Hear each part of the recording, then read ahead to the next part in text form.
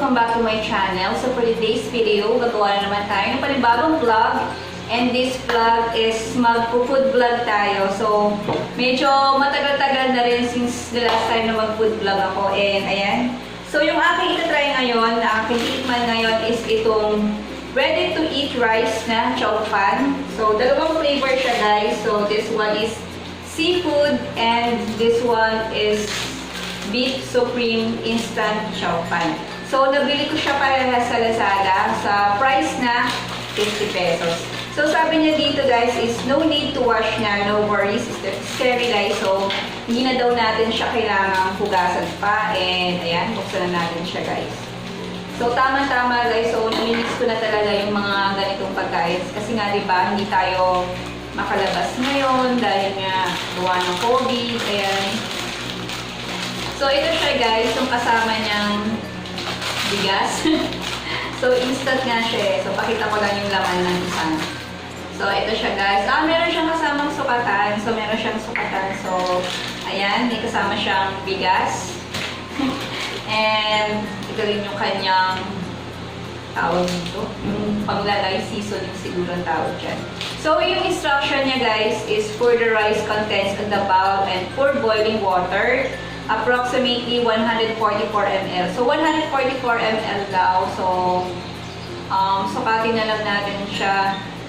So, 30 ml, 27.5 ml. Siguro 144, 3, 6, 9, 12. So, mga tatlong ganito yung ilalagay natin water. So, tatlong ganito. 144 ml. Tapos, i-cover daw natin siya ng 10 to 12 minutes. So, pagkalagay natin ng water, so ito muna ilalagay natin. Then, cover yan 10 to 12 minutes. Then, ayan, pwede na natin siyang kainin. So, ito yung laman. So, ito yung seafood. And ito naman yung isa is itong beef supreme na flavor. So, lagay natin siya guys. So, meron na palang ganito no, sa Lazada. Instant Chao pan. So, pagpasensya nyo na guys yung aking background kasi nakatutok sa akin yung electric fan. Today kasi is mag-11 PM na. So, sobrang init na talaga guys. Kasi talagang naman guys, summer naman yan.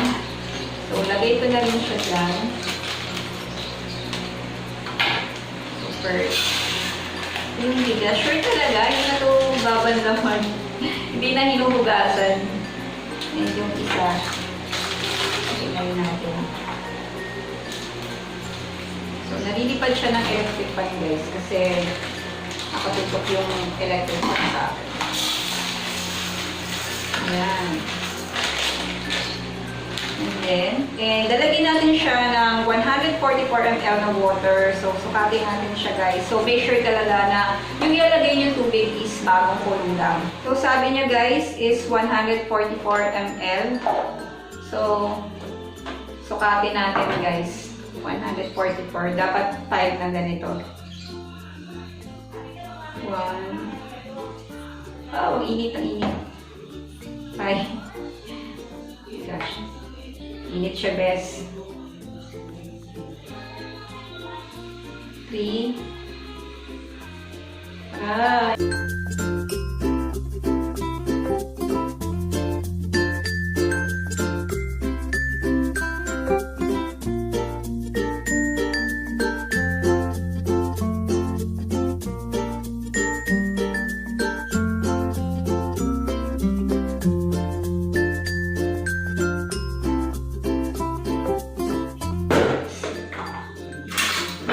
Guys, yung gagawin natin guys is i-leave lang natin siya ng mga 10 to 12 minutes. So, I'll be right back guys. So, ito siya guys, naka 10 to 12 minutes na tayo. Actually, lumampas na ako sa 10 to 12 minutes. Kasi kanina, tinignan ko yung laman niya. Sabi diba, 144 ml lang. And feeling ko hindi pa siya ganon kaluto, kaya dinagdagan ko siya ng konting tubig lang. So, tingnan natin siya guys kung nalito na siya. And, pakwakan natin.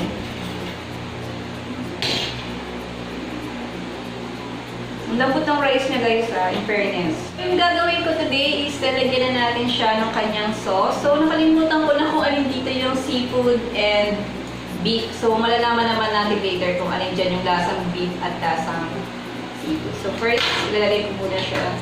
Tahin ko na muna to.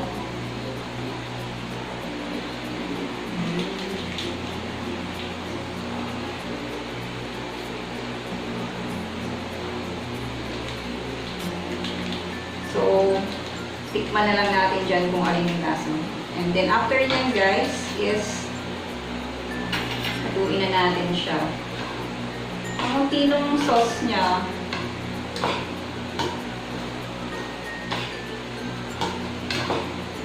nauuntian ako dun sa sauce niya. So, saidin pa natin siya kasi parang kukunti.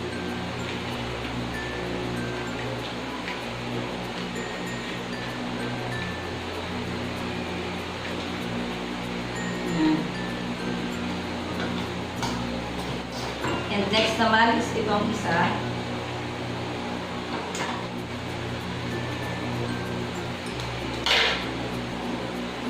Ang kulay orange siya. So, feeling ko ito yung beef.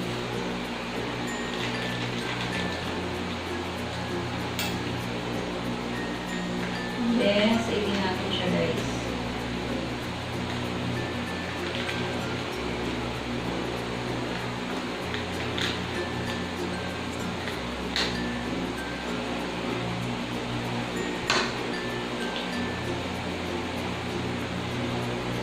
Then, mix din natin siya.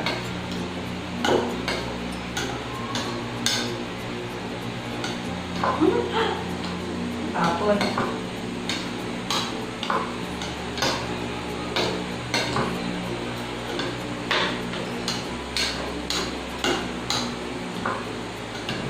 Ang dami nito guys. Pili ko hindi ko ito mauubos. Kasi konti lang ako kumain ngayon eh. Dahil diet ako today. Diet ako ngayon.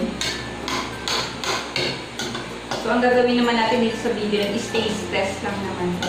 Ano bang lasa nitong instant ShopBack na sinasabi niya. And let's see kung masarap siya. At ayan, na-mix ko na siya guys. So, ayan guys, tikman na natin kung alin ba. Actually, hindi ko na ma-determine dito kung alin dito yung seafood at saka kung alin yung beef kasi nagkabaliktad na siya. So, first na titikman ko is this one. So, tikman muna natin siya guys.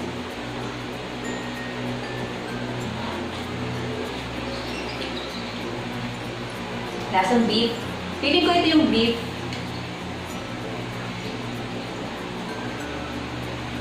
Tsaka malambot yung rice niya.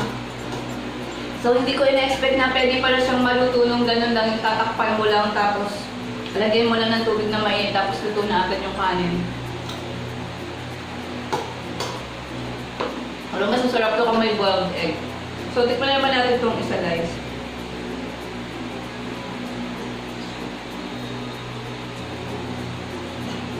Maanghang siya.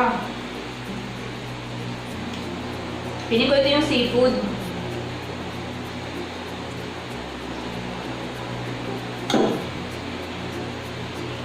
So, maanghang itong isang seafood.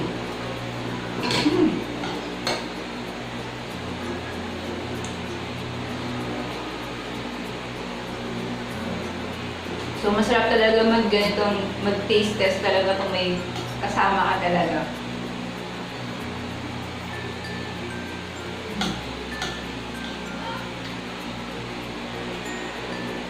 Gusto ko itong maanghang kasi mahilig ako sa mga spicy.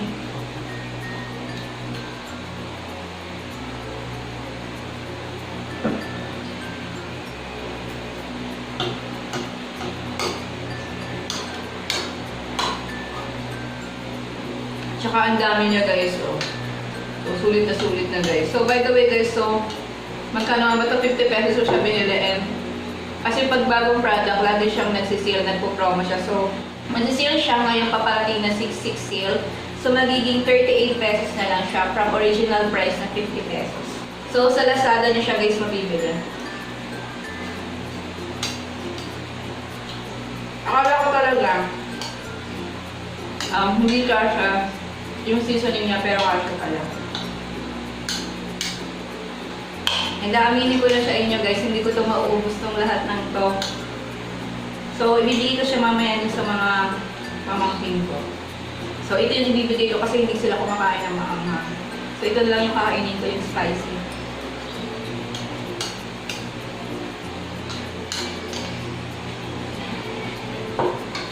Alam ko guys, meron pa silang ibang products, yung mga noodles naman. So, meron din ako in-order na gano'n. So, isang flavor pa lang yung nabibili ko yata, yung yaki udon. Pero marami pa siya ibang flavor. So, next time yun naman yung titikman natin.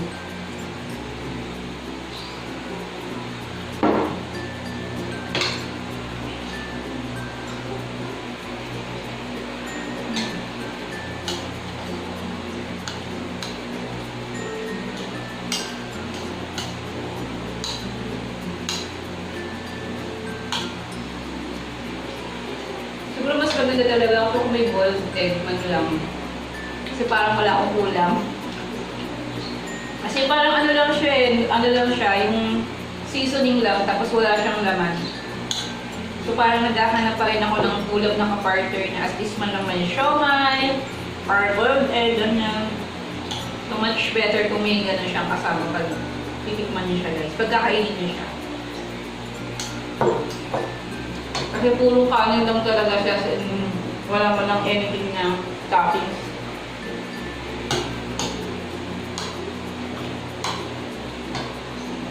So ito, pakain ko na ito sa mga pamangkin ko mamaya.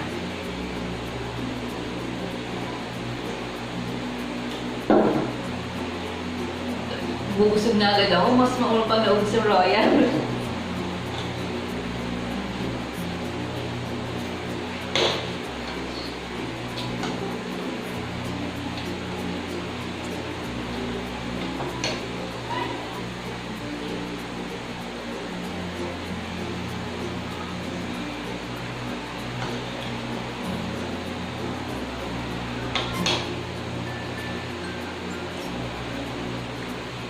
So, ayan guys, I think dito na mag-end yung vlog na to. So, itong vlog naman ito is taste test lang siya, hindi mo talaga siya totally mukbang.